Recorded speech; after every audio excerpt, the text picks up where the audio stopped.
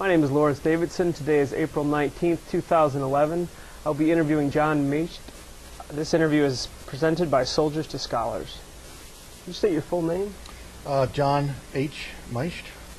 And you want to talk a little bit about where you were born and growing up? Certainly. I grew up not too far from campus in Westchester, over on Rosedale Avenue and on Matlack Street, and spent a good portion of my life in Westchester, other than the military, and a short time after I was married in a town close by.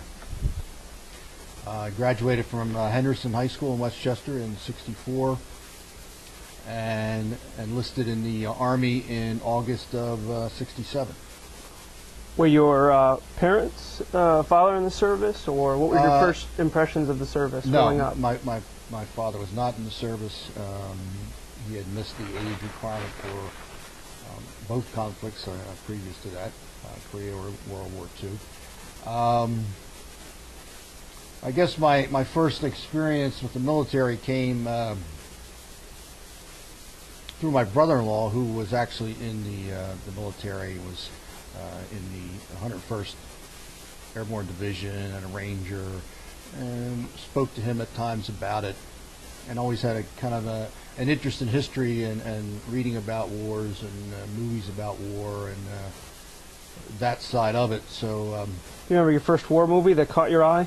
Oh, first war movie was, I can see the movie, it was a black and white movie with, let's think of the name of that movie. Boy, that would go way back. I'd have to really think about that. But were there commercials or advertisements at the time when you were growing up in the late 50s, early 60s? No, I would say not. You know, TV was still in its infancy. Comic books, actually, believe it or not, I still have quite a collection of Army or war comic books.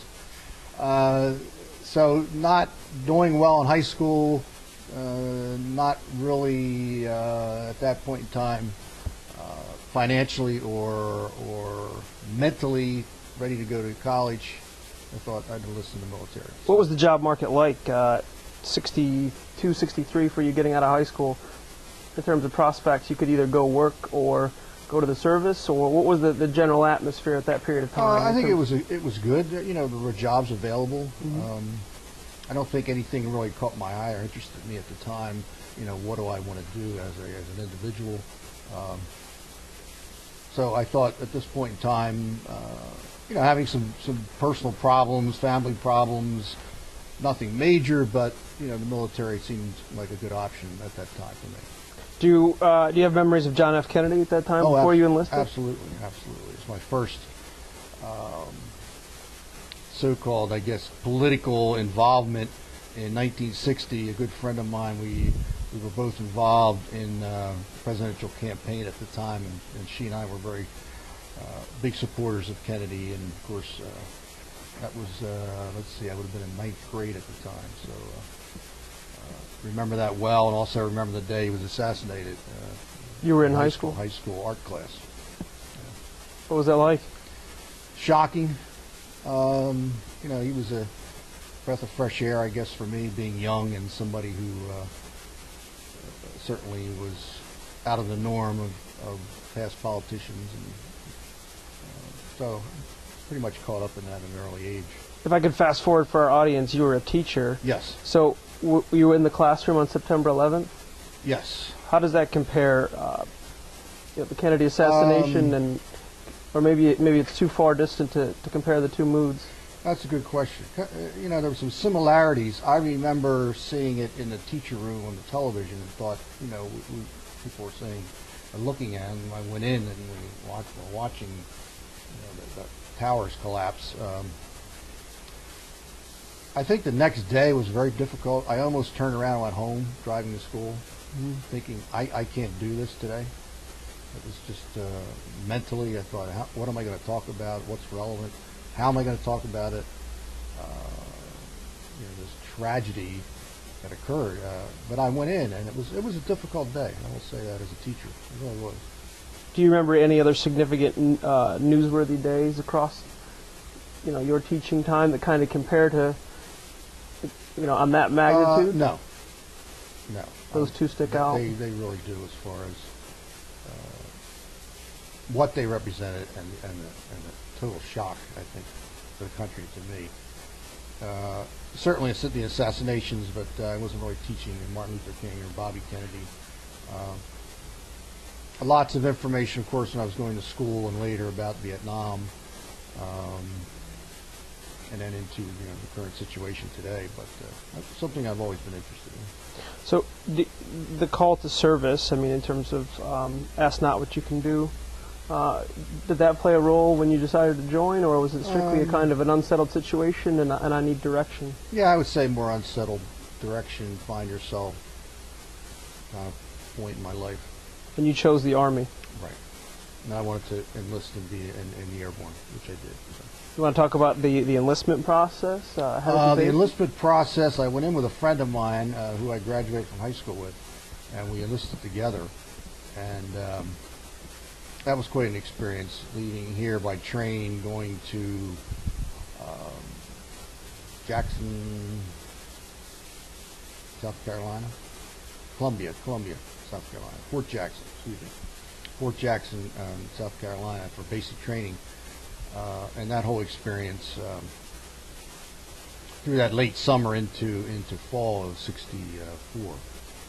He and I were together through that and through advanced infantry training, and then he went to Fort Benning to 101st, and I went to Fort Bragg or Fort Benning for airborne training, and then to Fort Bragg, North Carolina. As part of your enlistment, did you choose airborne school, or yes. And then you had to qualify, et cetera? Right.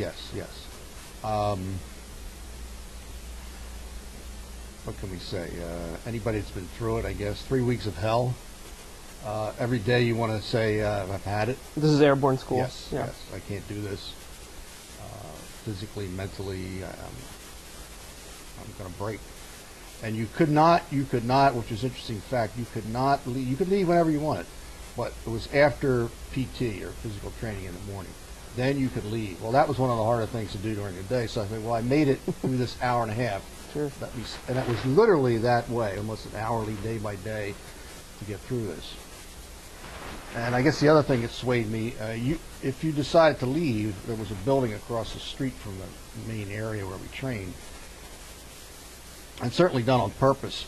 The front faced the sun, and there were chairs, no protect, so you had to sit there and wait till you went into the building to be processed out. And there were people that sat there for hours in the heat, and just, I thought, I don't know if I want to sit there and do that. Was it the heat, or was it the people walking by that would see you? I think it was both combination, yeah. Sure. Yeah, because they kind of, people would glance over at you, and so I thought, okay. So it was a day-by-day thing, and I, was very proud of being able to. Why airborne? I think because my brother-in-law had done that. It was kind of a thrill. It was something exciting at the time, being young and 18. Why not? Was there talk at the time, and were you cognizant of the fact of the direction towards Vietnam? No, absolutely not. I had no idea where it was, what it was, who it was, history, nothing about it. No.